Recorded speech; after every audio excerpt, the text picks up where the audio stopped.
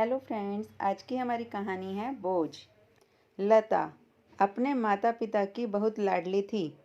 3 बड़े भाइयों की बहन थी। कोई भी चीज़ मांगने पर उसी वक्त उसके सामने हाजिर हो जाती थी। पूरे घर में रौब था उसका। पूरे परिवार और नौकरों पर राजकुमारी की तरह हुक्म चलाती थी लता। स्कूल में भी पूरा रौब था उसका। बड़े घर की लाडली जो थी वह। ऐसे ही उसने कॉलेज में दाखिला लिया। उसके ठाट बाट, बड़ी गाड़ी में आना जाना, हर दिन नया फैशन देखकर हर कोई उससे दोस्ती करना चाहता था। थोड़े ही दिनों में उसने बहुत से दोस्त बना लिए। पूरे कॉलेज में उसकी अपनी ही एक पहचान थी। इन्हीं दिनों उसके लिए एक रिश्ता आया। खानदानी लोग थे और पापा की पुरानी जान पहचान थी उनके साथ। लता के साथ कोई ज़बरदस्ती नहीं थी, पर लता ने फिर भी हाँ कर दी, क्योंकि वह अपने परिवार से बहुत प्यार करती थी। वह जानती थी कि वह लोग उसका अच्छा ही सोचेंगे। लड़के का नाम राजीव था। राजीव काफ़ी पढ़ा लिखा और समझदार लड़का था। ससुराल वाले भी बहुत अच्छे थे। ससुराल में लता की जगह वैसी ही थी जैसी कि मायके में। कोई भी कार्य लता की सलाह के बिना नहीं होता था। सबकी लाडली बहू बन गई थी वह। फिर उसके घर एक बेटे का जन्म हुआ। बेटे का नाम राघव रखा था। राघव लता को जान से प्यारा था। पोता पाकर ससुराल वाले तो फूले नहीं समाते थे। लता कभी कभी सोचती कि उसकी किस्मत कितनी अच्छी है। उसका हर अपना कितना प्यार करता है। चाहे जीवन में कैसा भी समय आए, मेरे अपने हमेशा मेरे साथ हैं। मैं कभी अकेली नहीं हो सकती। कितनी खुशकिस्मत हूँ मैं। पर शायद लता की खुशियों को उसकी अपनी ही नज़र लग गई थी। एक दिन वह मायके जाने की जिद कर बैठी। राजीव को बहुत काम था, लेकिन वह फिर भी उसे ले गया। रास्ते में उनकी गाड़ी अन्य गाड़ी से टकरा गई। लता, राजीव और राघव बहुत बुरी तरह से जख्मी हो गए। काफ़ी दिनों के इलाज के बाद राजीव और राघव तो ठीक हो गए, लेकिन लता पूरी तरह ठीक ना हो सकी। सर पर चोट लगने के कारण वह अपनी आंखों की रोशनी खो बैठी। अब लता की किस्मत जैसे उल्टे पांव चलने लगी। मायके वाले कुछ दिनों तक उसे मिलने आते रहे। फिर कभी कभार फ़ोन ही करके पूछ लेते कि अब कैसी हो।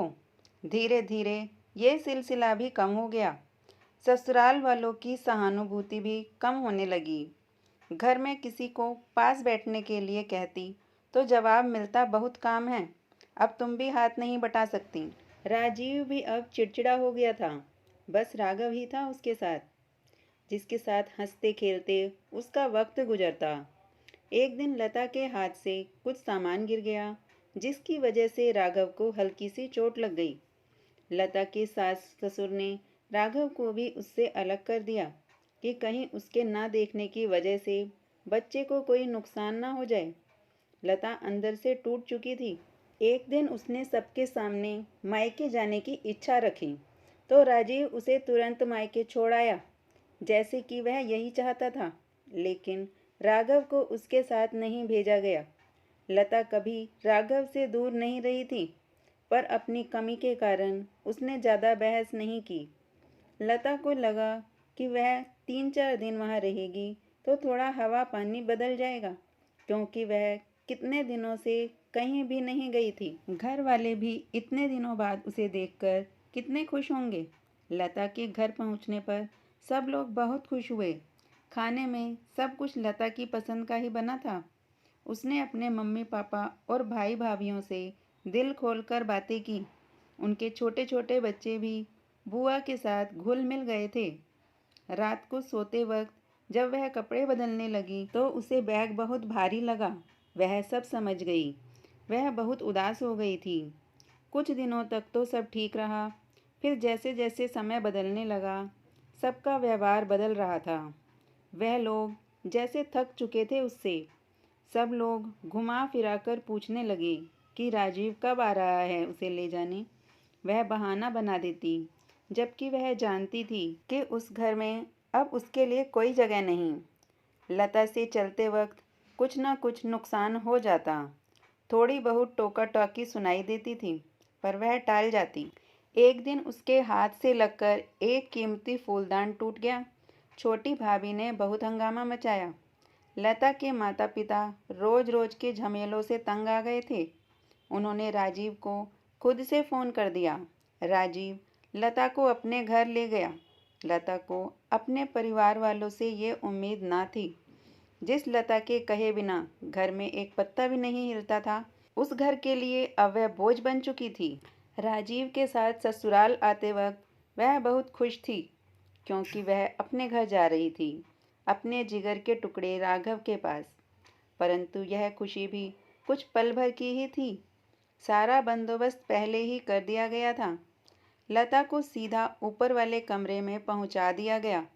राघव से दूर रहने की सख्त चेतावनी दे दी गई थी। एक काम वाली शांति को उसकी जिम्मेदारी सौंपी गई, जो उसके खाने पहनने जैसी ज़रूरतों का ध्यान रखती। लता ज़्यादातर चुप ही रहती थी।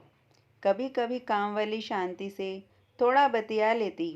उसके जरिए राघव का पता चल जाता था। सबकी लाडली बेटी और बहू सबके लिए लाडली से बोझ बन चुकी थी। क्या लता के साथ ये सही हुआ? अपनी राय दें। अगर कहानी पसंद आई हो तो वीडियो को लाइक करें, शेयर करें, चैनल को सब्सक्राइब करें ऐसी और वीडियो देखने के लिए। धन्यवाद।